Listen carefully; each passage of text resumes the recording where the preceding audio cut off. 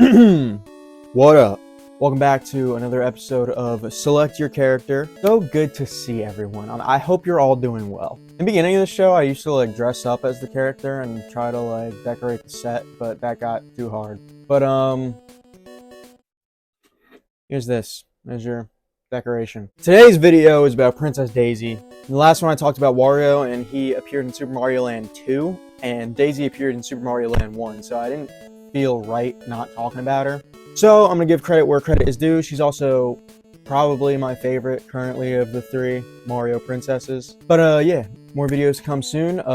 More Mario characters, more Sonic characters. Keep watching. Hope you guys enjoy this one about Princess Daisy. Peace. Alright, so in the last episode I talked about Wario along with the game that he first appeared in, Super Mario Land 2. But what if I told you that Wario has actually been pulling the strings for a lot longer than you may think? Let's rewind a little bit, shall we? In Super Mario Land 1, Mario has to rescue a new princess from an evil space alien named Tatanga, not to be confused with Topanga. I don't know why you would confuse the two, but you know. Tatanga is actually a really interesting and mysterious character, but unfortunately he just disappeared a couple years after he was created. I guess he went back to his home planet. Anyway, we later find out upon the release of Super Mario Land 2 that the entirety of the first game was a distraction formed by Wario so that he could steal Mario's castle. Damn, dude, Wario really had Mario in the palm of his hand here, and Mario took the bait like it was a free plate of spaghetti. Nonetheless, Mario would of course get the job done and rescue the princess, temporarily defeating Tatanga in the process. But if not Peach, then who is this new mystery princess from Super Mario Land? Well, I'm glad you asked, two people watching this video. This is Princess Daisy, the ruler of Sarasaland. Where's Sarasaland? Stop asking so many questions. While this isn't officially confirmed, I like to assume that Sarasaland is somewhere in the Sand Kingdom. I say this mainly because it's full of pyramids, sphinx, and, well, sand. When the team at Nintendo was working on Super Mario Land, they wanted it set in a brand new location that Mario and the player had both never been to before. Therefore, this new place needed a ruler. So what did they do? Well, essentially what they did was take Princess Peach's design, throw a new coat of paint over it, and name her after a flower. Boom! Peak character design. Take notes. Princess Daisy's exact creator isn't clear, but it was likely this guy named Gunpei Yokoi. He was pretty much the head honcho when making this game due to the fact that Miyamoto actually wasn't involved in the series at all. Dude was too busy working on other things.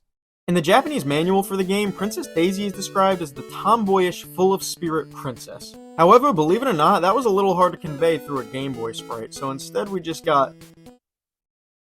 Has Peach seen this? Alright, so her first appearance wasn't really anything all that special. That's because it wasn't until her later appearances when she started slowly developing her own unique character traits. Kind of a side note, but I've actually always found Daisy really interesting as a character because of this. It's almost like meeting a person in real life. You're not going to learn or know a lot about them when you first meet them, but the more time you spend hanging out with them, the more you learn.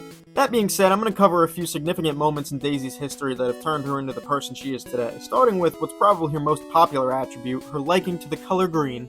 The first ever Mario sports outing was a game called NES Open Tournament Golf, in which Mario and Luigi compete in a golf tournament alongside a bunch of other random-ass people. Now, I know what you're thinking. Who the fuck cares? Well, the reason I bring this up is because this game Peach and Daisy act as Mario and Luigi's caddies, respectively. This is the first time Luigi and Daisy would be seen together and would officially ignite the fire of speculation amongst fans. Since then, Nintendo likes to drop minor little Easter eggs now and then throughout the game to casually remind us that these two may actually be closer than they're letting on. When it comes to romantic pairings in the Mario universe, I try not to think about it too much. I kinda just like it when the funny man eats the mushrooms. But if I had to choose, I would say that this is probably my favorite of the potential Mario couples, and I say potential because I don't think this has ever officially been confirmed, just heavily implied. They're like a celebrity couple that just keeps us guessing. No paparazzi, please! Another character trait that Daisy adopted as time went on was her peak athleticism.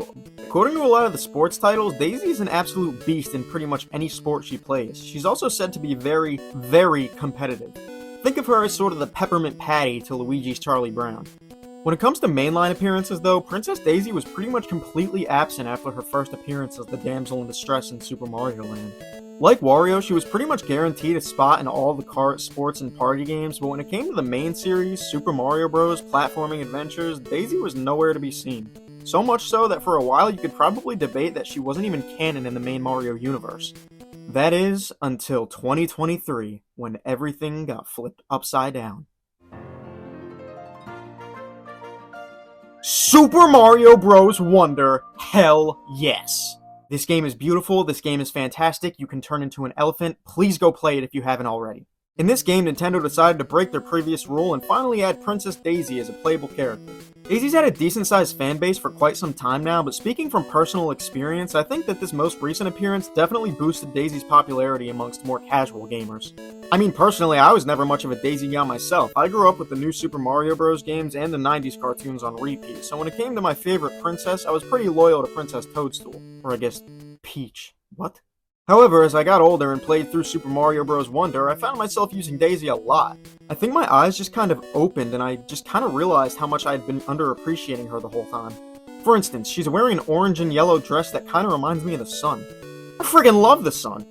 Not to mention her accents, her earrings, her name, she's literally themed entirely around flowers. I mean, call me a tree hugger, but I find that to be much more appealing than stars or mushrooms. If you haven't already, definitely give Super Mario Bros. Wonder a shot. In my opinion, it's one of the best games Nintendo's released in over a decade.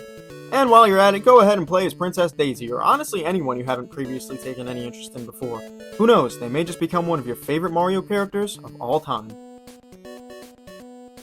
Actually, you forgot to talk about Daisy in the Super Mario Brothers movie.